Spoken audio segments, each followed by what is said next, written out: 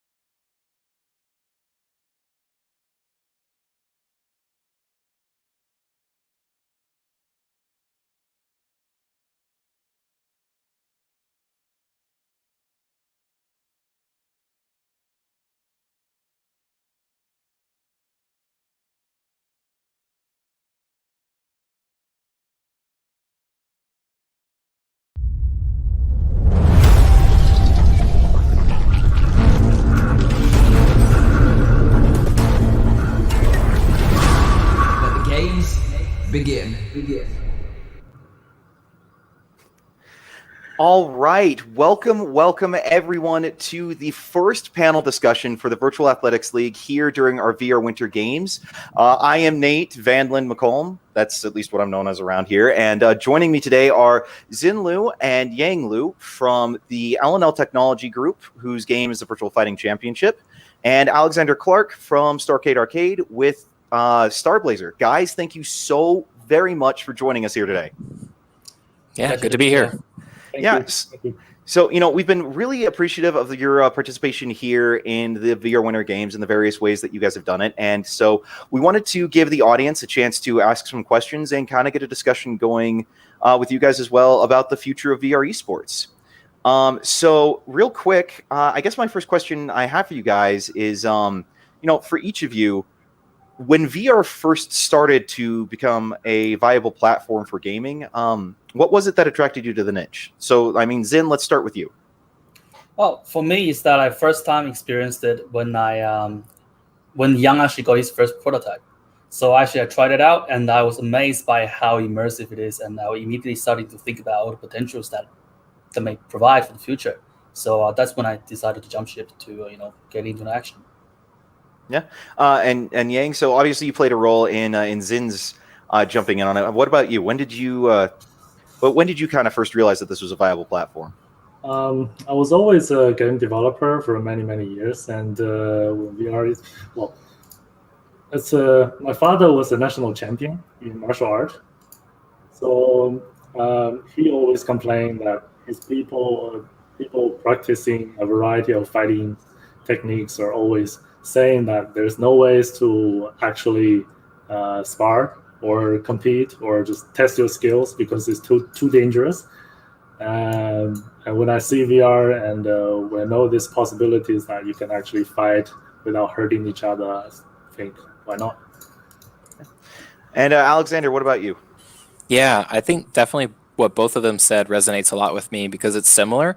My best friend and now co-founder was working with VR hardware, and he had a lot of different units, and he said, you got to check this out. And so I went in, I saw it, I played with it, and then there's like the real world disappointment where you take off the headset and then you're like, oh man, I want to go back into VR.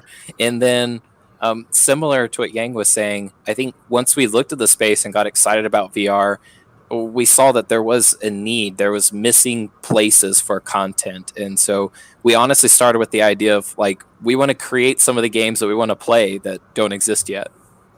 Yeah. No, and all three of you have definitely done a great job with that.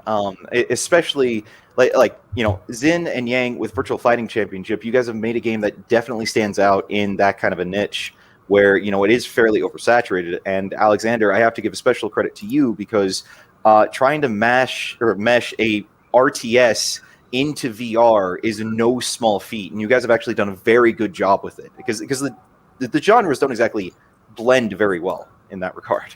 Thank you. Yeah, I've often said it's like the best and worst decision I made to start with a real-time strategy game in VR, but it's paid off. We learned a lot from it and really are proud of what we made. Well, all three of you should be. So I guess, just kind of going around again, what is the biggest thing to you that you see as a unique feature in VR that you can't do in like 2D esports? So, Start with me? Go ahead. Yeah, go ahead. So I think the first thing and the most unique thing for VR is actually your body motion start to be part of the picture for me. In traditional 2D gaming, it's more about your reflex and then translate that to your finger action in terms of controlling your keyboard or mouse or controller and stuff. In VR sports, I think it's really the possibility of merging gaming with actual sporting activities that we commonly associate with traditional sports like soccer, basketball, so on and so on. So for me, I think the unique feature that VR enables is to actually merge those two together in the most immersive and organic way. I don't know. Yang? Yeah, I think if you always put me behind Saint, I pretty much have nothing to say. Yeah, the major thing is that your body is your controller right now. So you don't need to learn like the map of the buttons, and you just play yourself, and you skill more or less a little like at least 50% represent your actual sporting skill. Yeah, that makes sense. I think for us, it was a little bit different. The physical piece is super interesting. I definitely see that where it makes sense for your title. For us, the thing that attracted us the most was the spatial control and orientation, because we're talking about a fully three-dimensional space strategy game. And if you try to make that on a 2D platform, you could kind of work with the controls to change your level and then maybe change along your Z and X axis of the plane, but it'd be clunky. Versus in VR, wherever I put my hand in an XYZ space is exactly where the ship is going to be or exactly where the point is going to be. And so I think you get some unique controls over the elements of the game that you couldn't do in 2D. And even we've joked that like if we made a game that could be ported to 2D, we didn't do VR justice. Yeah. Well, I mean, like I remember growing up, one of my favorite strategy games, and just kind of to jump on Alexander here, not to play favorites, but was Homeworld, and I remember, that you could work in XYZ axis there, but like you said, it was very clunky, and so it's come a long way, and I've appreciated that with Starblazer. So again, for all three of you though, when you were making your respective games, when you decided to make them, was there ever a point where you thought that VR esports was the direction that you wanted to take this in? Yeah, absolutely. I can start this time. Yeah, go ahead. That would help y'all. We can go the other direction. For us, it definitely was on our mind from day one. Honestly, when we imagined a strategy game, it just makes sense. Like esports has to be the end goal. And we definitely knew that there'd be some challenges just with like the smaller player base that exists in VR today and a very different new type of genre and medium. But for us, we were always imagining the end state as two people battling on stage in VR, and that's kind of like the dream that we're holding on to. Yeah. Yang, let's put you on the hot seat first this time. For us, we didn't. It may seem obvious, but we didn't. We're talking about our game. We made much more mistakes than we thought, right?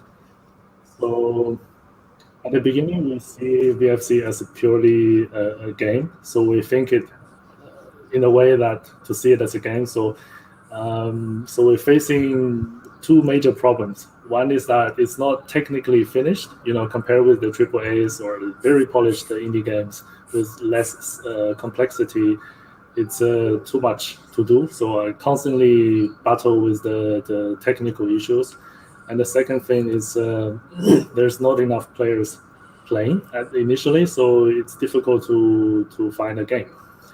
But later we realized that we should see it as a sport rather than a game. So as a sport, for example, if you create a basketball, for example, you don't just create a rule and live with it, right? Hoping people to play.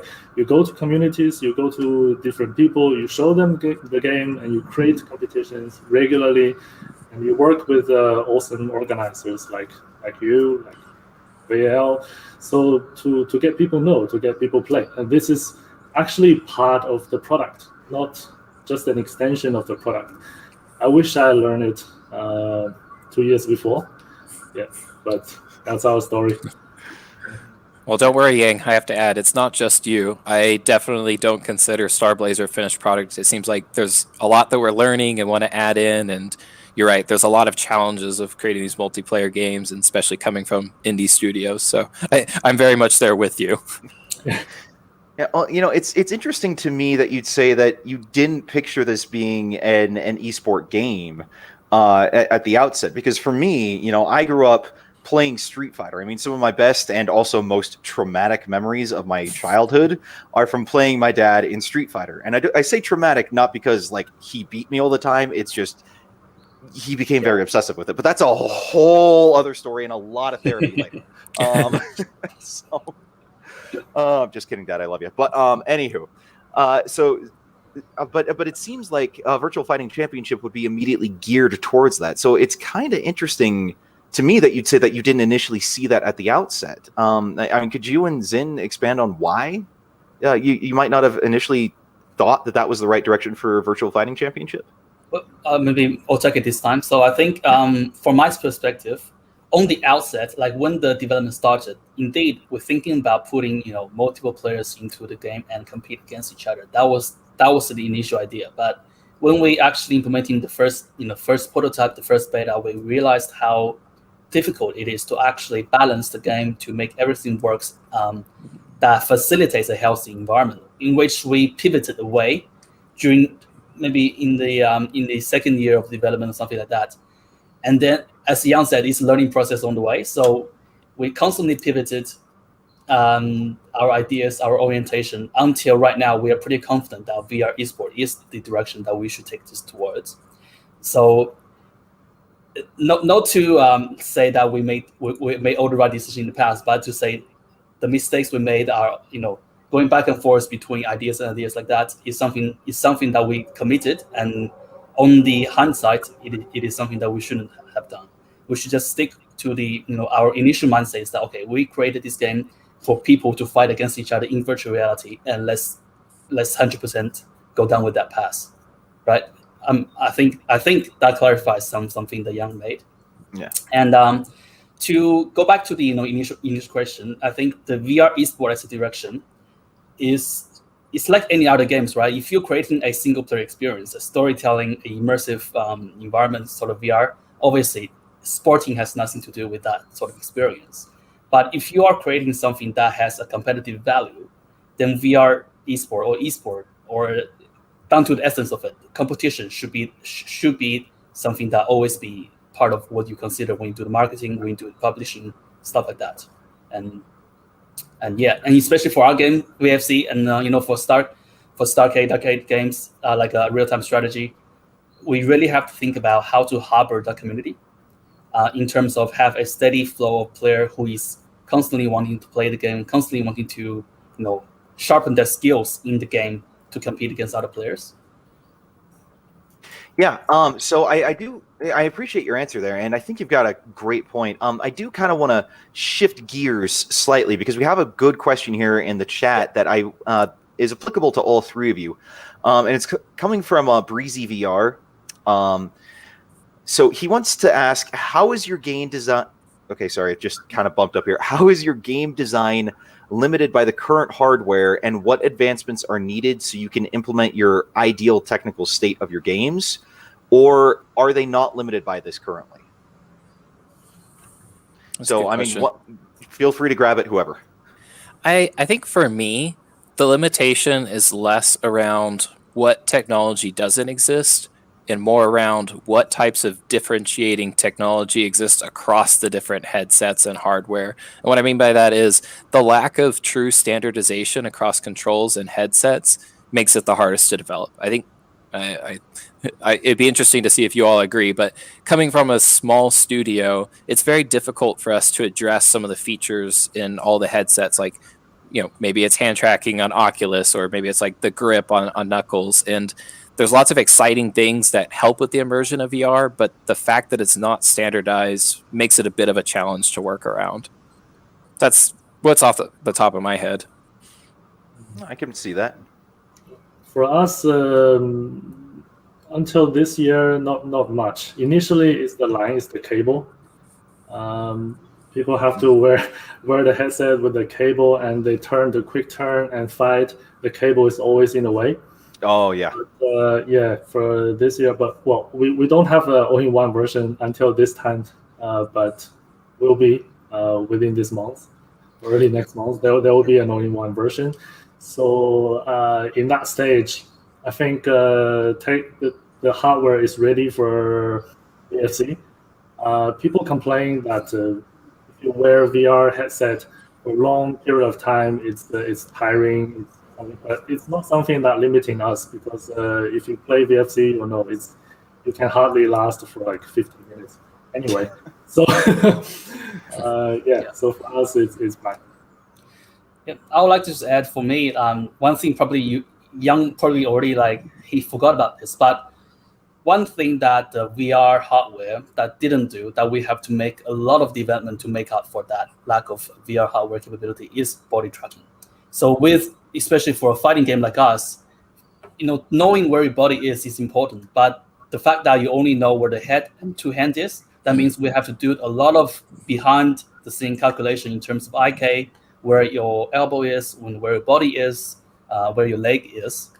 And that thing is very much something that we contribute a lot of effort to make up for the current hardware that didn't have body tracking. And Yang, I can totally get where you're coming from, because like my first actual VR headset itself was a PSVR, and that thing is a pain and a half to try to play Beat Saber in. Don't get me wrong, I loved it. But the fact that it had to trail to the PSVR itself, so you had to be facing the camera. Oh my gosh, I stepped on that thing so many times.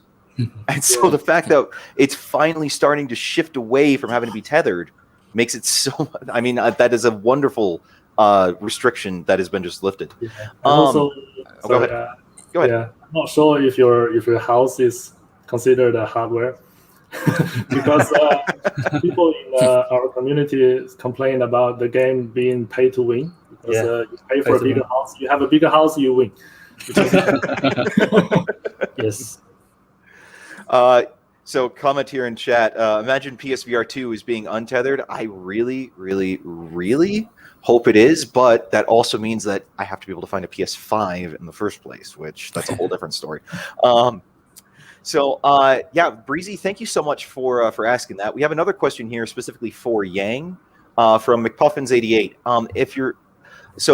Did your father's martial art experience influence the game development? And if so, how? You mentioned that one of the other inspirations was that your father talked about, not being able to practice without potentially hurting someone else. But I mean, was there further than that, I guess? No, because we don't talk much. Honest answer. Love it. My father is not practicing fighting sport. It's more like a traditional Chinese martial art, like Kung Fu, where you practice for. And he also played a couple of movies with Jet Li as well. So I haven't talked with him about a lot of fighting sports techniques, but some basic ones like you punch with your right hand, and what your other hand should do to make sure it's more powerful, something like that. We do talk. But other than that, I'm not talking with him every day, fine-tuning the details. But hopefully in future I will, because in the past 2 years, I spent too much time battling with the techniques, and now it's almost done, so I can spend more time fine-tuning the game. There will be more opportunities. Right on. So this is, I guess, a bit more applicable for Xin and Yang, although Alexander, if you have any input on this, feel free to chime in. Do people use your game for exercise or fitness? Is that something you found is a common thing? Yeah, for us, obviously for us, it is a highly, intensive game in terms of your fitness level. And I think in the last month, is it 1 month ago, we added a new game mode, which is 3 minutes per round. We usually, before VFC is a 1 minute per round fighting game. So we're adding an option to fighting a 3 minute per round option.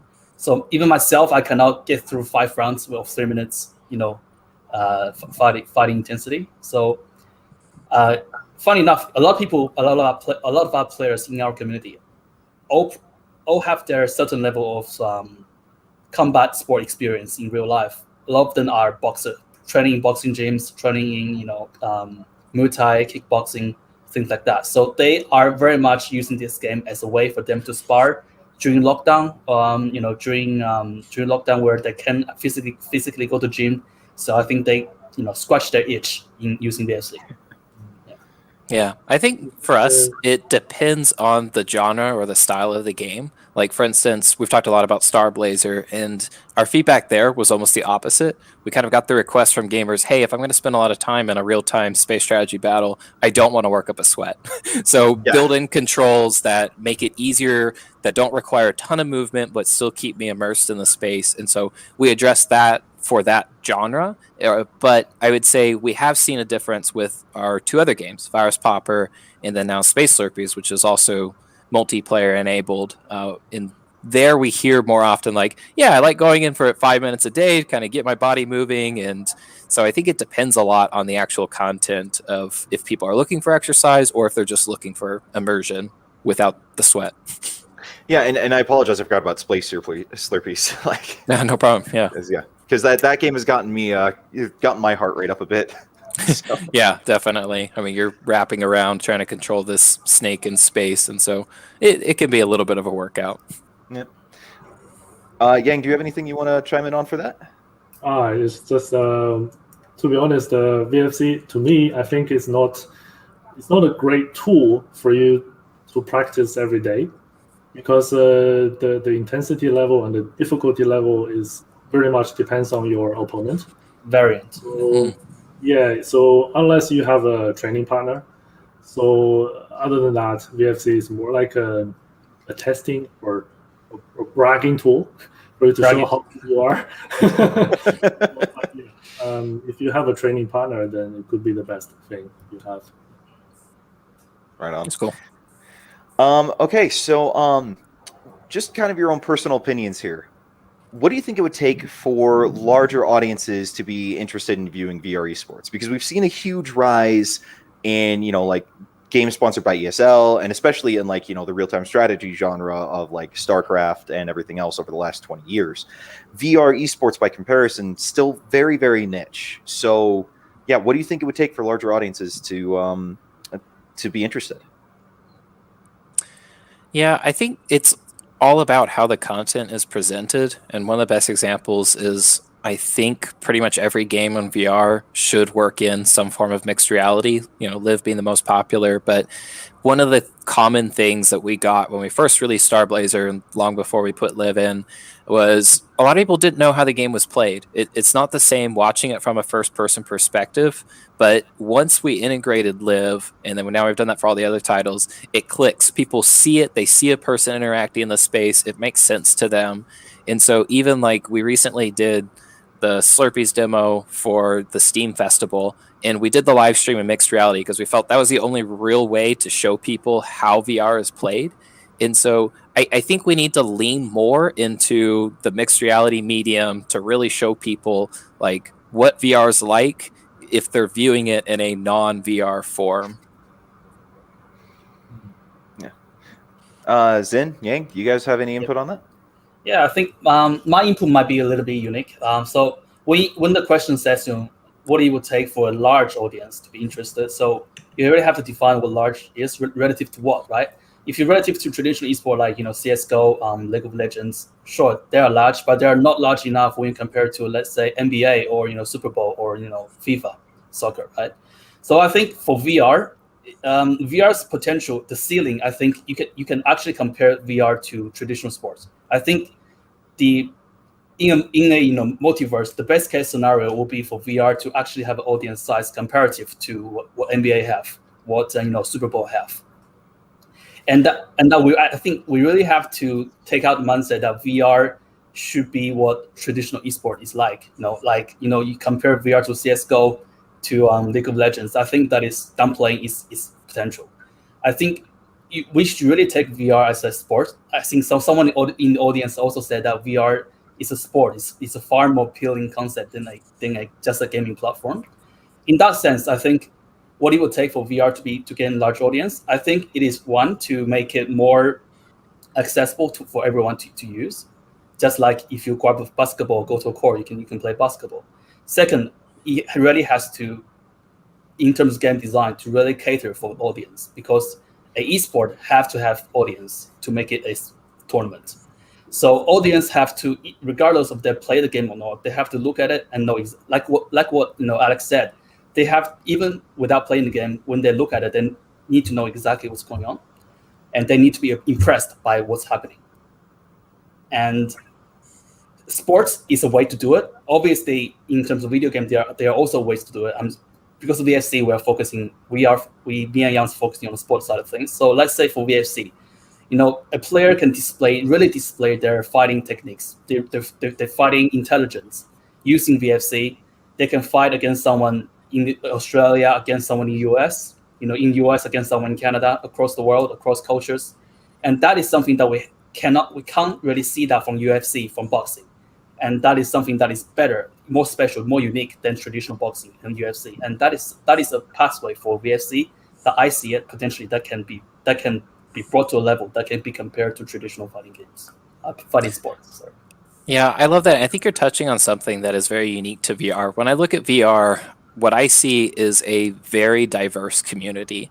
And I think it starts because with 2D esports games, oftentimes you could stereotype the type of people that are gamers. But then when you get to VR, there's so many different people interested in it. You see artists, designers, you see tech enthusiasts, people that weren't traditionally gamers. And so what that's led to is a very diverse, very international community. And if we really want esports to reach the larger audiences, like, we need to encourage that. I think we should keep the trend going and say, like, hey, let's invite more female casters up to the stage to lead some of these esports tournaments, because they're interested in doing it. And I haven't seen that same interest in other parts of gaming. And so, like, let's double click on that. Yeah, I think both of you cover the game itself needs to be look great, and also I think for most of the other esport or traditional sport, there's another layer is people may be so invested into the story, and they like a player or they like a team they want, or they hate a player, they hate a team, they want them to win. So I guess in this area, it's your work, right? so organizations like VAL, if you like make interesting stories and make people love or hate players and the teams, make them follow the story, and will spread. So, kind of to build off of something you just said there, Yang, because I know this has been a bit of a back and forth, controversial-ish debate in the gamer community. Versus, you're talking about the need for a story within VR gaming, but yet there's this big shift that game companies want to do towards like multiplayer gaming and just focusing on that. I mean, we saw it with the 2015 Battlefront, which just was all sorts of a disappointment for especially people like me who are like huge Star Wars nerds. Do you think that VR is going to go one direction or another? Like, do you think we're going to see more story-based, or do you think it's going to start really pivoting towards multiplayer, or do you think we're going to find a healthy balance with the medium? When I say story, I mean the story of the participant. Oh, okay. Not the game itself. But I still pose the question. Yeah. Yeah. Oh, good. Yeah, I think it's an interesting one because I can see where it goes both directions. VR honestly can help both. I think from a story perspective, you can tell deeper narratives and immerse the user in more. And so if you look at some of the VR experiences out there, they're very rich, they're dynamic, and that's why people are using it to tell things that haven't been told before.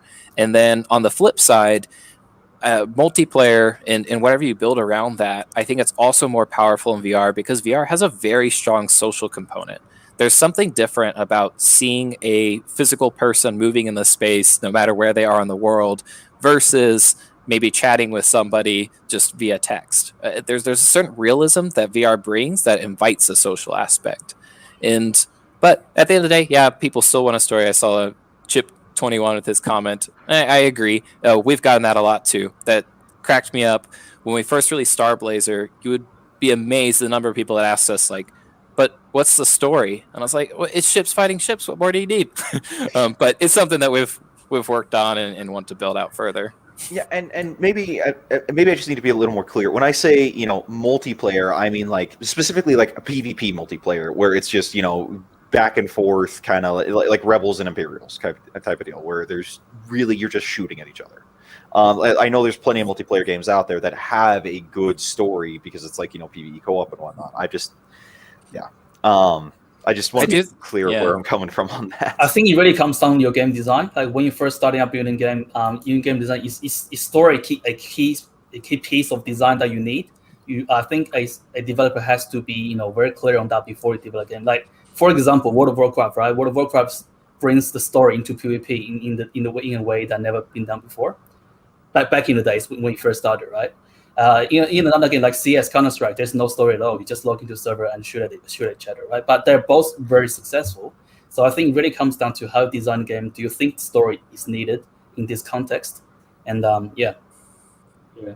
Well, but again, when I say story, I mean the story behind the players. I mean the story is like as a news piece. I think I'll just add on to what Yang said in response to how to create a large audience to be interested in VR esports is very much building a star. You know what I mean? Like like a Messi against the Ronaldo. Yeah, you need to build a rivalry in your PvP community.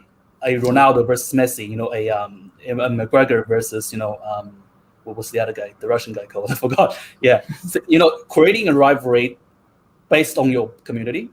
I think that is very much a starting point, a leverage. Sometimes you don't need to create it. You just allowed it to happen, like what happened in our community, and they could almost fight in real world. So. So, just your personal opinions on this. We don't see a whole lot of AAA titles kind of start walking into VR. If they do, it's kind of like tiptoeing. Mm-hmm. I mean, we saw Respawn kind of test the waters with Medal of Honor, but that's really kind of been it. Do you have any ideas why there might be a reason why VR up to date has been kind of ignored almost by these AAA titles that could bring a lot to the VR esports scene? Money. Yeah, I mean, that's honestly what it is right now, the audience, while it's a big audience for an indie studio and it's enough for us to be successful on, it's too small of an audience for a AAA studio to make their money back. So I think they're not leaning enough into the innovative technology just because they're trying to make sure that they have a comfortable profit margin. And so they don't lean into it enough. Yeah. And also I think it's competitive strengths, isn't it? Because if you imagine what the AAA studios are good at, they're very good at building traditional 2D games. But VR is a whole different territory. Like what they're good at might not translate to building a good VR game. Like they might be good at building a PlayStation game, a PC game. Doesn't really mean they can build a very good VR game, right?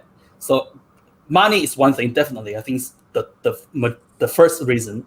I think the second reason is that what their competitive strengths might not translate to VR thing as like perfectly as well. Yeah, and I agree. You're exactly right. And to deviate into VR means to change the style of how they've been doing things, and it is to take that risk. Yeah, I think big companies, they have money, and every project they have to spend a lot, so they have to make sure it's a tested and working formula, right? So I think for them, they rely on us indie developers to test the water, and then they find one working formula. So they spend a lot of money, refine it, make a glorified version, which is fine, which is how it works always. So, do you think we'll ever actually see like an EA or an Activision or Blizzard or just any of these really big studios actually start to implement stuff in VR? Absolutely. When VR is mainstream, when there's as minimal risk as possible, then their executives can say, check, this makes sense to try now. Yeah, I think it really depends on this year, right? As Quest 2 was so successful. So I think we'll see something very soon. Yeah, I think it's really comes down to Facebook. What Facebook wants. Now, if Facebook negotiate a deal with EA, then it happens, this year. And because I think as ecosystem, you really need a primary push force. And right now in the VR thing, the front runner, which is Oculus, Facebook, they are the primary push force behind any major development on the thing. And to convince the AAA developer to join the thing, the most negotiation power has to come from Facebook. Yeah, and they don't even take risks. Yeah. Well, I mean, okay, to be fair to Facebook, they did take a risk on the Quest 1. They honestly didn't think it was going to work, and yet look at how it's turned out. Yeah, so they're pushing the boundary. Yeah. So, I mean, for all their faults, they've at least done one thing right there. I'll at least give them that credit. Yeah, absolutely. Yeah. So how do I phrase this right? So when AAA titles might decide to come in, though, do you think that indie developers might have already crowded out the space, though? Just been like, hey, you took too long to get here. Or do you think they're just going to come in and be like, all right, now we're the big boys on the block, and, thanks for paving the way, but we're going to take it from here? Yeah. I mean, you think if there's a Call of Duty VR game, people wouldn't instantly download it? There's definitely, they've got a lot of clout. I think branding and IP goes a long way. Again, you slap a Star Wars title on it, it's going to be a hit, right? Because everybody loves Star Wars. So there's definitely a lot of room for the AAA titles, but I think it is an exciting time where the indie developers can push for some innovation and try things that we can lead the pack on. Yeah. Well, and we did have an interesting counterpoint to that. Someone is saying price point here in the chat, where indie games coming in at $20 versus AAA at $80. Like that, there's a strong argument on that. But no, so all right. So to kind of shift gears a little radically again, because I don't want to spend this whole time talking about just AAA titles and whether or not you guys feel like you're going to get swamped out one day. What were some of the in-game design or even literary inspirations for the games that you guys have developed? Yeah, I guess I'll start.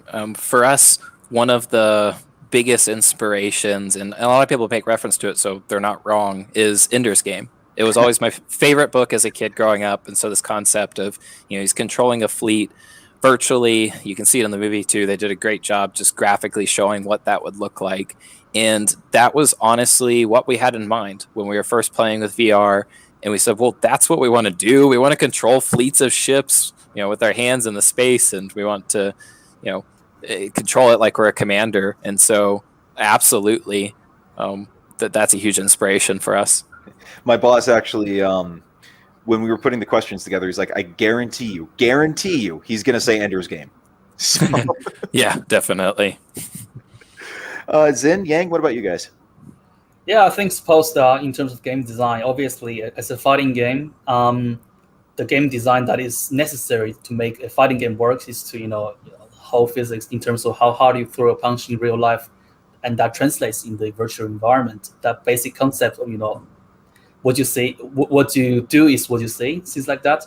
And obviously, in terms of circling back to the point of making this game more VR esport friendly, we really implemented like a spectator camera angle independent of the LIV plugin, because we think that that makes the viewing experience more pleasurable for spectators. And it's not a all intentional decision to not implementing LIV at this stage. It's because of a particular game design that in our game, your height is adapted to your character height. So at this stage, so the LIV character and the camera will make it weird, but we're thinking of a way to do it later. Yeah. And also in regards to literary inspiration, like I promise we did not know the Black Mirror episode of Striking Viper before we developed it. We don't know about it. We don't know about it before we developed it. But after we show some clips on the internet, people keep mentioning this episode in Black Mirror called Striking Viper, and then we checked it out. And then I don't know. We maybe will try to steer away from those kind of gameplay, but it's definitely interesting how similar VFC actually is to the game that is in Striking Vipers. Yeah, it's funny. Good reference. So, it just honest opinion. Where do you guys see the future of VR esports heading?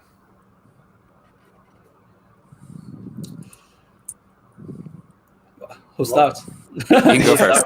Yeah, I know this isn't an open-ended question at all. I think there are two directions. One direction is it's a glorified version of the current games, and also board games, because especially for board games, right? It's VR will make it easier to understand and more fun to watch and play. So I think that's one direction. Our direction, I think VR is the missing link between esport and the actual sport. So in future, I think in future the sport and esport will be one thing. People will no longer separate these two, and VR and AR or XR will play a big role.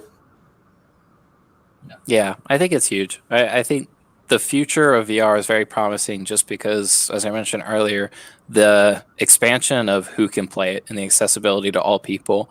I mean, as I've seen VR, I've gotten members of my family and friends to play VR titles, and I've never gotten them to play a 2D title. But because it's like a immersive medium and it's something that they feel like they can just physically interact with versus finding and pecking at different buttons or a keyboard, it's something that opens up to a lot more gamers or people to become gamers. And so that in itself is very promising to me, because that's just greater potential of who can get involved and who can play and who can enjoy it. And I think when you talk about future of VR esports, we've talked about future right now. So you have to think about the future technologies that enable a wider scale of connectivity. Like, let's say a wide scale 5G network. What that indicates is that people from anywhere can actually play with people from anywhere without much latency. That opens up a lot of potential for connectivity, sporting competition between, let's say, schools. Like a school in Australia, Melbourne, where we are, can actually have a relationship with a school in the United States to host a regular, inter-school tournament using VR. It's totally possible, and I see it as totally a very, very possible future. So, like what Yang said, I think in future, VR esport will be equivalent to the mainstream sport, even bigger than mainstream sports we associate now. So real quick, for anyone in chat, do feel free to ask questions. We're always happy to take them from you. I've got some here, that I'll keep running through. But if you have anything you want to ask the developers, now's your time. Xin, I kind of want to expound on something you just mentioned, though, about VR esports itself being used as a way to be competitive against, like one school against the other. Is that something that's already kind of developing? Because I know that we've actually been in talks with someone that's developing a full-on tennis training program about being part of a different panel and whatnot. But that's still really, really rare. Is that something that you're seeing become more commonplace? Yes, common. I don't know, but it's starting. I also know an organization, I forgot the exact name, but we're pretty good talk with them. They are hosting a high school tournament in the United States, I think, high school VR tournament in the United States. And also ourselves is starting to do a lot of local VR esports, offline local VR esports tournament using VFC and various other games as well. So the trend is already started. I don't know if it will succeed, but the trend is already here. In terms of, in the United States, here in Australia. Also, I also heard that the school system in China are also considering starting some sort of interconnectivity between students from various schools. Obviously, a sport competition will be the natural pathway for that as well. And I think the trend I mentioned in terms of interconnected school. Sorry, Yang? Outrun Digital. Yeah, Outrun Digital. Yeah, shout out to Outrun Digital, who is hosting a high school VR tournament right now. I think in the United States. From their Twitter, I think they already completed season 1. Yeah, so I think it's already starting. Obviously, with 5G network being more widespread, the latency issue will be more, under control. That means international competition can also take way, and that would be a very exciting future. I think. Imagine going to school, you can have a competition not only in your local area, but against people from other states, other country, other continents even. Yeah. You see, it's hard for me to imagine that personally because I swam in school. Yeah. Swimming's not exactly VR conducive. They don't mix very well. So, as you could probably imagine. Yeah. Yeah. I mean, the last thing you want to see, it just pains my heart to even think of someone diving into a pool with a VR headset on instead of. Oh, that's painful to me on multiple levels. But yeah. It might not transfer to all sports. Yeah. But it is cool because I do think you can give opportunities to a lot of people. I mean, I think there's a note in the chat about travel, and it's true. VR is one of those things that, like in this tournament, actually, we were one of the sponsors. We help provide these VR headsets and give them directly to the school. And so these are students that may not get to experience those, but these are also schools that maybe don't get to experience field trips and travel. And so, I'd like to think that you're opening up a new way for them to experience things that they wouldn't normally be able to. Well, and that's always been one of the coolest things about VR is that, even beyond just esports, that you can take, an entire school class up to the peaks of Mount Everest or to an Incan village, and they can see what it looks like now compared to then. Like VR has always opened up all these doorways to the imagination and to education, all these other things. The fact that we can now be using it potentially as not just esports for gaming, but actual real sport type of deal is incredible. So. Do you guys have anything else you kind of want to say? We're starting to wrap up here. I've got a few more questions, but I want to at least give you guys a chance to speak. To share what you want to be able to share. Yeah. I just personally want to add to the future esports thing. I think it's quite exciting. When you say we are esports, I think in the future, just echoing what Yang just said before. The term VR esport might be blurred further with traditional sports to the point that when you say sports, it might infer that, let's say, do you want to use VR or not use VR, right? I think that might be that might be a very plausible future that may be the case. Like to clarify, like in the future, we may not refer VR esport as VR esport. It may just be sport. Yeah, that's a cool thought. I like that a lot. Yeah.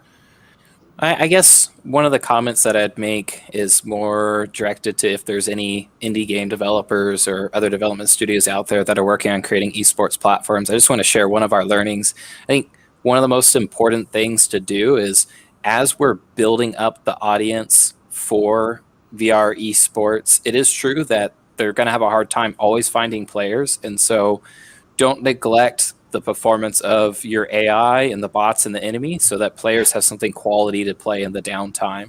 And that's something, we joked at the beginning about our games being unfinished. AI is one of the things that we're addressing right now in an upcoming patch because we want something that's even more challenging, more realistic. And I think, as VR becomes more mainstream and we get a large player base, it won't be an issue. But in the meantime, we have to put a lot of focus there just to make sure it's a quality experience at all times.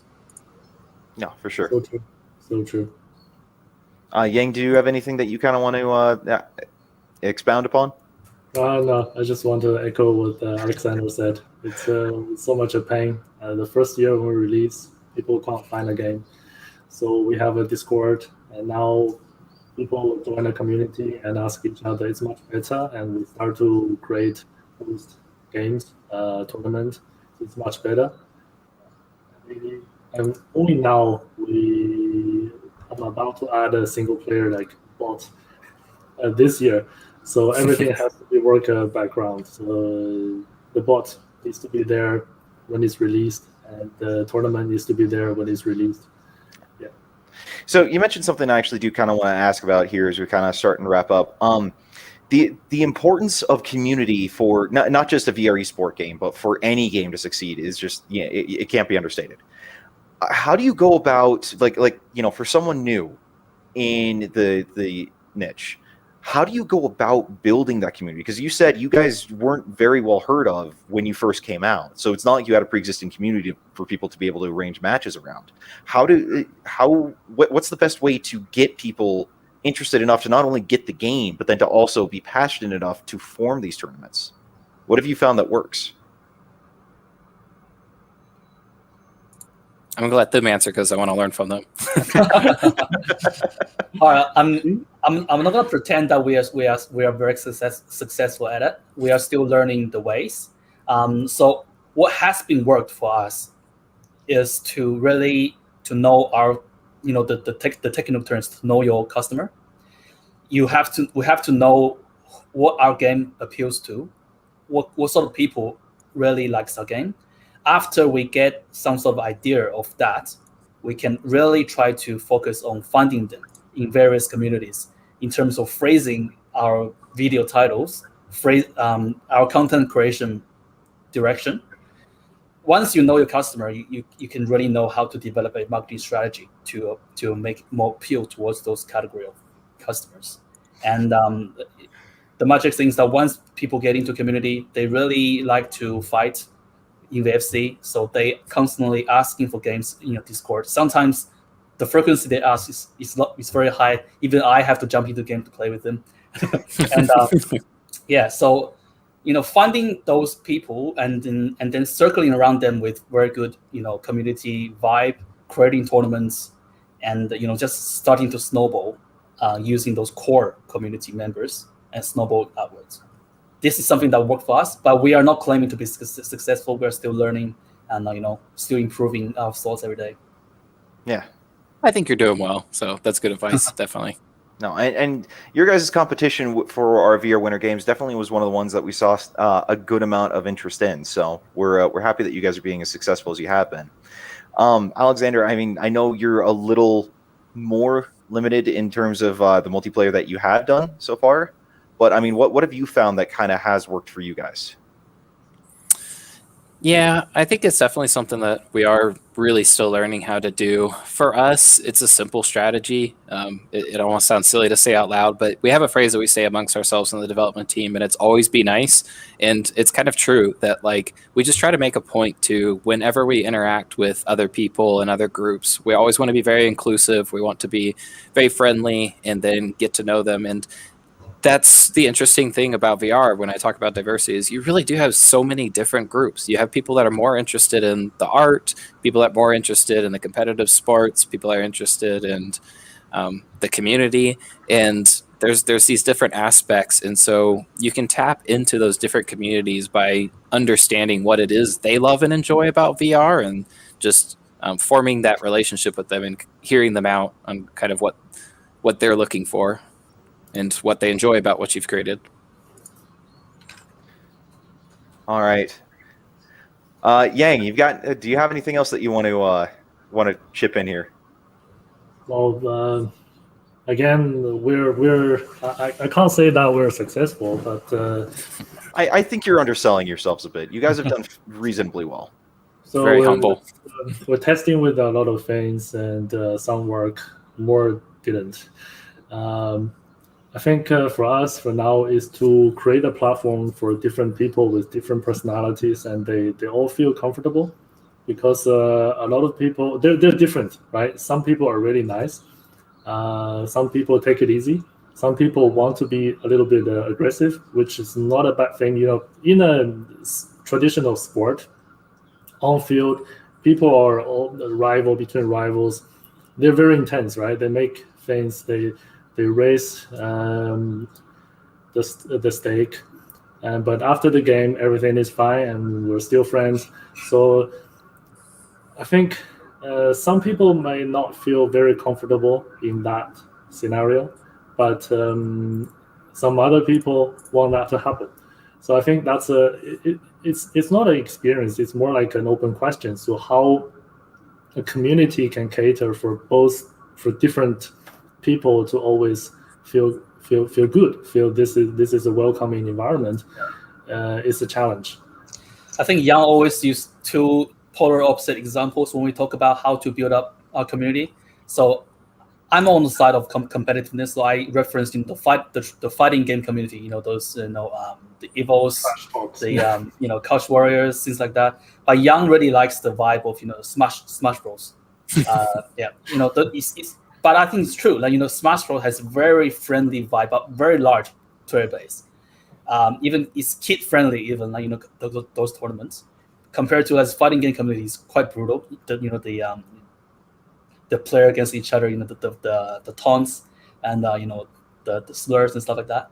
So I think it's really a balance between you cater for competitive mindsets, but you also cater for a more casual and fun mindset as well. Yeah. Well, I mean, we're basically out of time here, but before we go, I do want to point out the last thing that someone said here in chat, because I think this is something we all agree with, that we're looking forward to the day when VR esports tournaments are held in full stadiums with live commentators, lights, fog machines, the works, and live streamed to thousands. Can't wait.